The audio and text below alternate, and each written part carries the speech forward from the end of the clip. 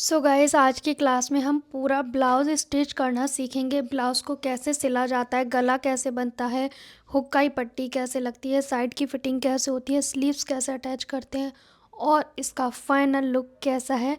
चलिए स्टार्ट करते हैं ब्लाउज़ की स्टिचिंग करना। पिछली क्लास में हमने सीखा था इसकी कटिंग करना और बाजू की कटिंग करना। आज की क्लास में रहेगा पूरे ब्लाउज़ की स्टिचिंग करना, वो भी डीप नेक ब्लाउज़ में। साथ में हम सीखेंगे इसमें डोरी पाइपिंग लगाना, क्योंकि सिंपल तो आपने देखे ही होंगे कैसे औरे पट्टी को अटैच करते हैं, लेकिन इसमें हम डोरी पाइपिंग भी अटैच करना सीखेंगे। चाहे आपका ब्लाउज़ अस्तर वाला हो, चाहे आपका ब्लाउज़ कॉटन हो, डोरी पाइपिंग सेम मेथड से लगेगी। या फिर गले पे लगाओ, आर्म होल पे लगाओ, नीचे लगाओ या प्रिंसेस कट के पार्ट में लगाओ, सेम मेथड से आप डोरी पाइपिंग को लगाएंगे जो इस वीडियो में बताया जाएगा। चलिए स्टार्ट करते हैं। बेल्ट ब्लाउज़ की स्टिचिंग करना स्टार्ट करेंगे। फ्रंट पार्ट दोनों एक साथ रखेंगे और बेल्ट की हम इसकी कटिंग करेंगे। बेल्ट ब्लाउज़ की पहले बेल्ट कटिंग करी जाती है, तो यहाँ से मैंने अलग कर दिया, यहाँ पे हल्की सी शेप डाल के मैंने कट कर दिया। अब जब प्लेट डालेंगे तो ये बेल्ट तो बड़ा हो जाएगा, तो जितना बड़ा हो जाएगा उसे अभी से कट कर लो ताकि बाद में बड़ा नज़र ना आए। अब जब प्लेट डालोगे तो ये बेल्ट हमारा बिल्कुल इक्वल हो जाएगा। तो अब हम डालेंगे प्लेट। तो प्लेट से पहले हमें कट लगाने हैं चारों प्लेट में, ताकि हमारी दोनों पार्ट में एक ही जगह पे प्लेट रहें। अब ये कट हमारे डल गए हैं, तो अब ये छाप लेते हैं उल्टी साइड पे दोनों पार्ट में। प्लेट हमारी छाप ली है, अंदाजे से नहीं लगाने निशान। अब यहाँ पे हम प्लेट की चौड़ाई के हिसाब से सिलाई करेंगे। ये प्लेट हुकाई की तरफ जो होती है ना, वो प्लेट है, इसे थोड़ा चौड़ा डालें ताकि नेक हमारा गले साइड पे ही झुका रहे, ना कि शोल्डर साइड पे। ये प्लेट डाल दी। अब बाकी ये वाली जो प्लेट है ये नॉर्मल डालेंगे, 1.25 इंच की, ज़्यादा नहीं डालेंगे। ज़्यादा डालेंगे ना तो बहुत ज़्यादा फिर गला तिरछा जाएगा। उसके बाद साइड की प्लेट भी डालेंगे।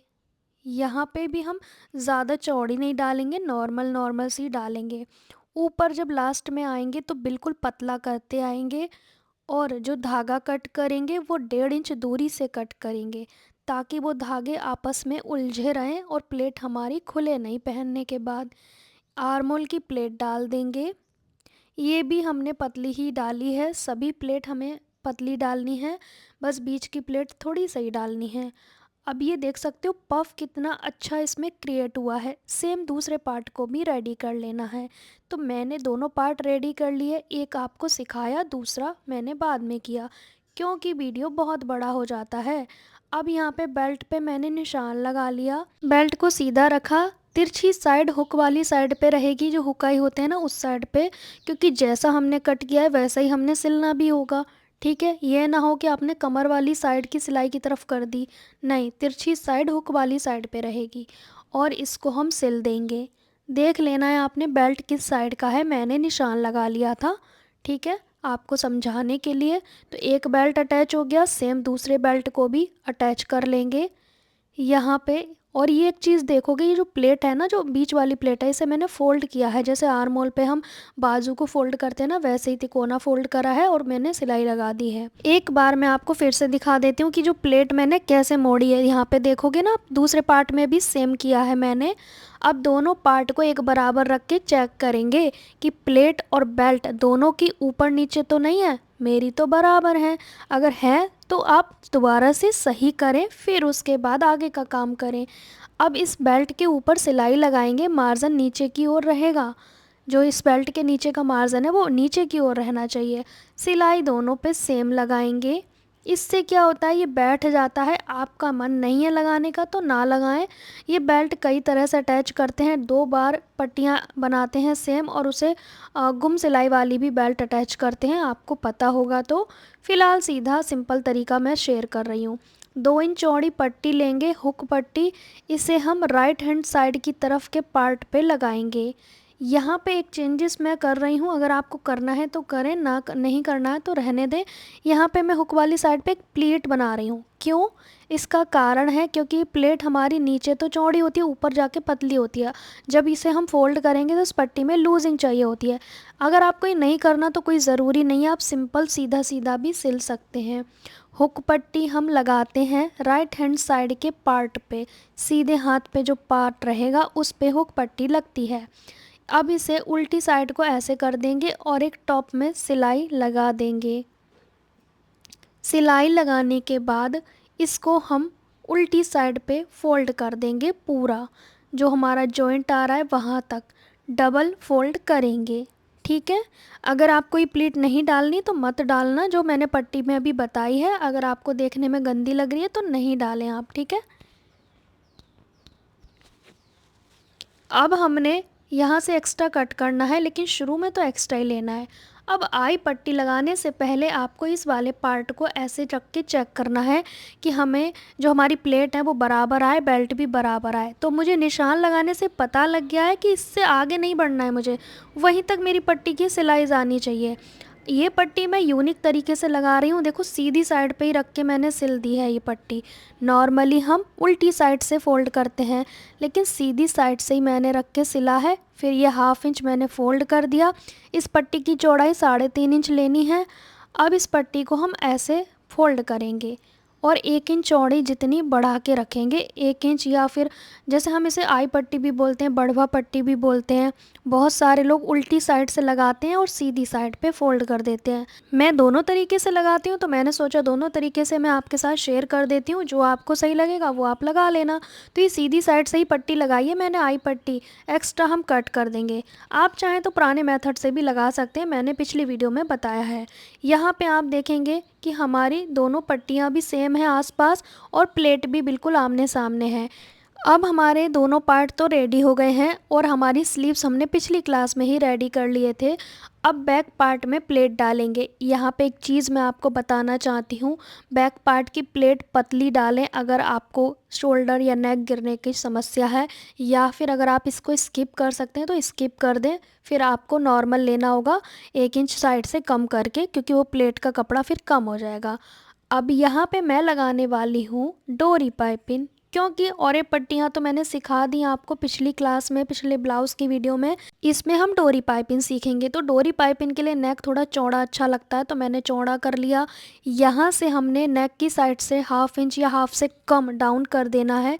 सेम आपने फ्रंट पार्ट में भी डाउन करना है। ये डोरी पाइपिंग लगाने से पहले ही डाउन कर दिया है मैंने। इससे होगा ये कि डीप नेक उतरने की समस्या ना के समान हो जाएगी। अब दोनों पार्ट हम फ्रंट के रखेंगे, उसमें भी नेक साइड से डाउन कर देंगे।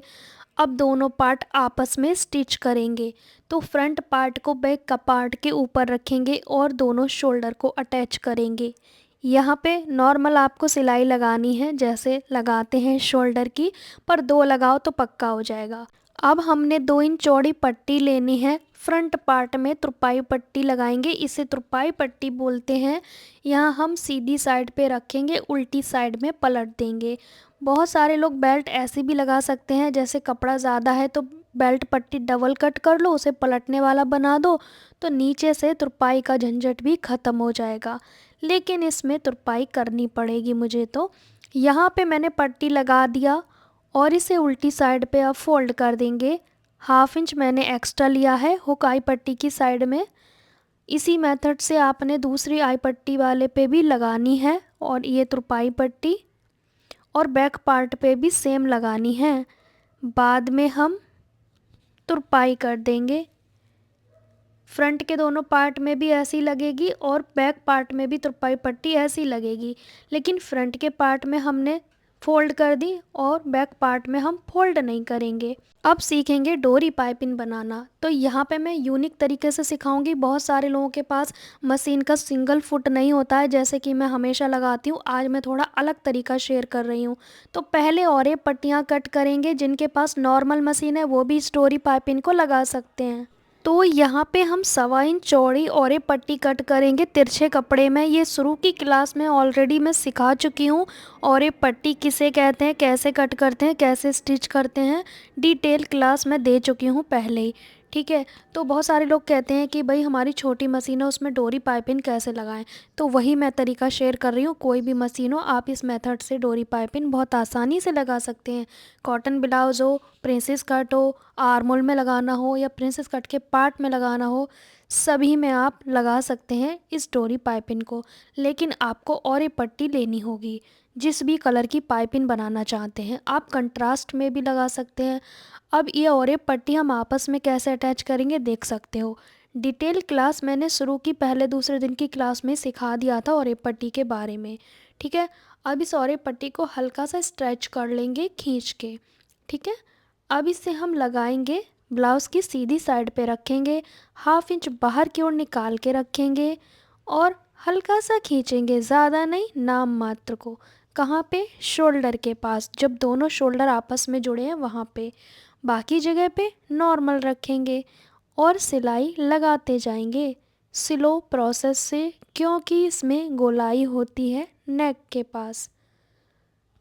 पहले हम औरे पट्टी को लगा रहे हैं, जितने भी जॉइंट है इन्हें अच्छे से पक्का कर लेना है, जो औरे पट्टी में जॉइंट आते हैं ना वो।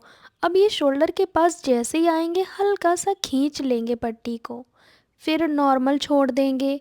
और हुक वाली पट्टी की साइड तो लूज़ करके ही लगाना है, क्योंकि आप कहते हो ना हुक वाली साइड पे नेक छोटा हो जाता है, नहीं होगा। 1/2 इंच एक्स्ट्रा मैंने कट किया, गोलाई की जगह पे कट्स लगाए हैं। फिर इस 1/2 इंच को फोल्ड करेंगे और सिंगल फोल्ड करेंगे, सिंगल फोल्ड करना है आपने। ठीक है, और सिलाई लगानी है। इसकी चौड़ाई रहेगी 1 इंच का जो चौथाई भाग होता है उतनी चौड़ाई आपने रखनी है। जैसे 1 इंच के 4 हिस्से कर दो उतनी चौड़ाई। ठीक है, सेम एक जैसी चौड़ाई का हमें ये कपड़ा फोल्ड करना है। ये हमारा, आप चाहें तो इस पे तुरपाई कर लो पलट के, आप चाहें तो इसे सादा पाइपिन बना लो, आप चाहें तो इसी में डोरी पाइपिन बना लो। ठीक है, ये डोरी पाइपिन बनाने का एक अलग तरीका है। अब यहाँ पे हम लास्ट में आ गए हैं। अब इसके पीछे जो एक्स्ट्रा कपड़ा है इसको कट करके निकालना है। ये जितना भी एक्स्ट्रा है इसको कट करके निकाल देंगे, इसकी अब कोई ज़रूरत नहीं है। अब हमें लेनी है डोरी पाइपिन।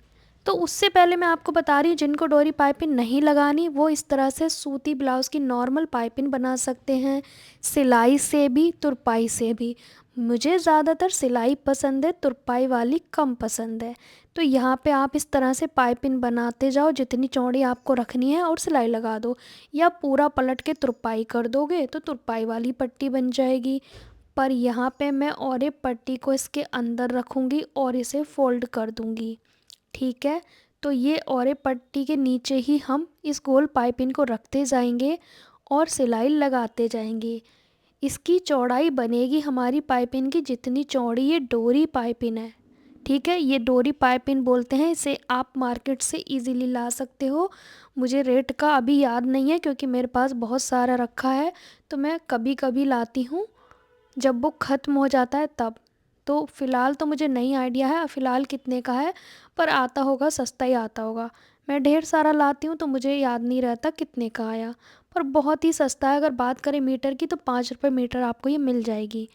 और इस तरह से रखते जाएं, पाइपिंग बनाते जाएं। देखा कितना आसान तरीका है डोरी पाइपिंग बनाने का। अब ये ना तो पलटेगी और ना ही ये उठी उठी रहेगी। आप चाहें तो इसमें नीचे की ओर तुरपाई भी कर सकते हैं, थोड़ी दूरी दूरी पे। पास में आस में करोगे तो भी कोई प्रॉब्लम नहीं है। यहाँ पे कॉटन ब्लाउज़ है तो आप दोबारा सिलाई ना लगाएं, लेकिन दूसरे हम अस्तर वाले ब्लाउज़ में तो एक और सिलाई लगा लेते हैं बराबर से। यहाँ पे आप देखोगे ये पाइपिंग जो है ना बिल्कुल भी पलट नहीं रही है, जहाँ पे है वहीं की वहीं बैठी है, देख रहे हो आप। और ये निकलेगा भी नहीं, आपको लगे कि भाई निकल जाएगा, ये बिल्कुल नहीं निकलेगा धागा, क्योंकि ये पाइपिंग के अंदर दबा है, हमारी जो सिलाई लगी है उसके अंदर दबा हुआ है ये। इस तरह से हमारी डोरी पाइपिंग कंप्लीट हो जाती है। इसे हमने नीचे की ओर रखा था और फोल्ड भी करते गए साथ के साथ। तो डोरी पाइपिंग का नेक बनके कंप्लीट हो गया है फिनिशिंग के साथ। अब आप भी बनाइए और अपना अनुभव मेरे साथ शेयर करें। छोटी मशीन है तो भी आप इतनी फिनिशिंग की पाइपिंग बना सकते हैं, क्योंकि मैंने इसमें फुट का यूज़ नहीं किया, जो सिंगल फुट है ना वो, क्योंकि हमने ये थोड़ा अलग तरीका जो सीखा है, नॉर्मल फुट से ही हमने ये पाइपिंग को रेडी किया है। चलिए आगे बढ़ते हैं। और आपने हमारे वीडियो को लाइक नहीं किया है तो लाइक शेयर करें, चैनल को सब्सक्राइब करें। फिटिंग के निशान कैसे लगाएं? कमर है 32 तो 8 पे निशान लगाऊंगी, चेस्ट है 38 तो 9.5 पे निशान लगाऊंगी मैं। आई पट्टी को छोड़ के निशान लगाने हैं, आई पट्टी को छोड़ के। अब आप कहोगे डीप नेक है तो लूजिंग लेंगे या नहीं? भाई मैं नहीं लेती हूँ, बल्कि मैं इस पे एक सिलाई लगाऊंगी, फिर बाद में एक और सिलाई लगाऊंगी जो इसके अंदर रहेगी। क्यों? क्योंकि ये कॉटन ब्लाउज़ है इसीलिए। तो हम इसमें लूजिंग नहीं रखेंगे, डीप नेक में नॉर्मल में रखते हैं। सेम हमने दूसरी पार्ट में भी निशान लगाने हुक पट्टी के साथ में, हुक पट्टी को छोड़ना नहीं है। हुक पट्टी के साथ में मेज़र टेप से फिटिंग के निशान लगाने हैं। फिर इन दोनों पार्ट को आपस में ऐसे बंद कर देंगे जैसे हुक लगाने के बाद बंद करते हैं। ये हमने पिन की सहायता से रोका हुआ है। साइड से अगर बैक पार्ट एक्स्ट्रा हो रहा है तो आप उसकी कटिंग करोगे। ध्यान से आपने आर्मोल की शेप का भी ध्यान रखना है, अगर वो ठीक नहीं आ रही है प्लेट डालने के बाद तो उसे भी सेट करेंगे। आज हम सीखेंगे ओपन स्लीव अटैच करना। तो यहाँ पे मैं बाइसेप्स का आधा लूँगी, जो भी आएगा। मेरा 14 है तो 7 लिया है। यहाँ पे गोलाई 12 है तो 6 लेंगे। और आर्मोल हमारा शेप को कहते हैं, ठीक है, तो वो हमारा ऑलरेडी पता ही है आपको कि मेरा 8 है, तो वो 8 ही आएगा क्योंकि कटिंग हमने वही किया है और सेम निशान को रिपीट किया है। यहाँ पे हम स्लीव के सेंटर को शोल्डर पे रखेंगे। पिछली क्लास में हमने जो ब्लाउज़ सीखे थे उसमें हमने राउंड स्लीव अटैच करना सीखा। इसमें हम ओपन स्लीव अटैच करना सीखेंगे। अब यहाँ पे ना हल्की गोलाई मुझे कम लग रही है तो मैं थोड़ी गोलाई और कर दूँगी, क्योंकि चेस्ट साइज़ हैवी है तो यहाँ पे गोलाई मुझे और करनी पड़ेगी, वरना बाजू छोटी पड़ने का चांस रहेगा। तो यहाँ पे अब हम जिस साइड पे शोल्डर का मार्जिन है उसी साइड पे करेंगे और स्लीव को रखेंगे। लेकिन स्लीव चेक करनी है कि किस साइड की है। थोड़ा सा टाँका लगा दिया। अब हम सिलाई शुरू करेंगे कॉर्नर वाली जगह से, यहाँ से। यहाँ पे आप देखो स्लीव का जो फिटिंग का निशान है और चेस्ट का फिटिंग का निशान दोनों आपस में मैच होने चाहिए, तभी आपकी सिलाई सीधी आएगी, वरना नहीं आएगी। तो यहाँ पे हम सिलाई लगाना शुरू करेंगे। स्टार्टिंग में फिटिंग के निशान के आसपास हल्का सा खींच के लगाएंगे ताकि आर्मोल में थोड़ा सा फिनिशिंग आए। यहाँ पे हल्का सा खींचा, अब वापस हम नॉर्मल रखेंगे। जहाँ पे फिटिंग की सिलाई होती है ना, वहाँ पे थोड़ा सा हमने खींचना होता है ताकि वहाँ पे घुमाव पैदा हो जाए, एक घुमाव आ जाए उसमें। अब हम यहाँ पे लूज़ छोड़ते हुए जाएंगे और स्लीव की सिलाई लगाएंगे और इस टाँके को भी खोल देंगे।